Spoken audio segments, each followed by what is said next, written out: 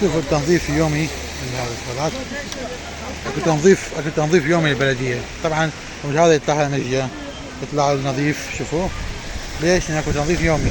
هذا جاي يسويه، جاي يشتغل عليه الاخ، تنظيف يومي للحديقه قدام القلعه.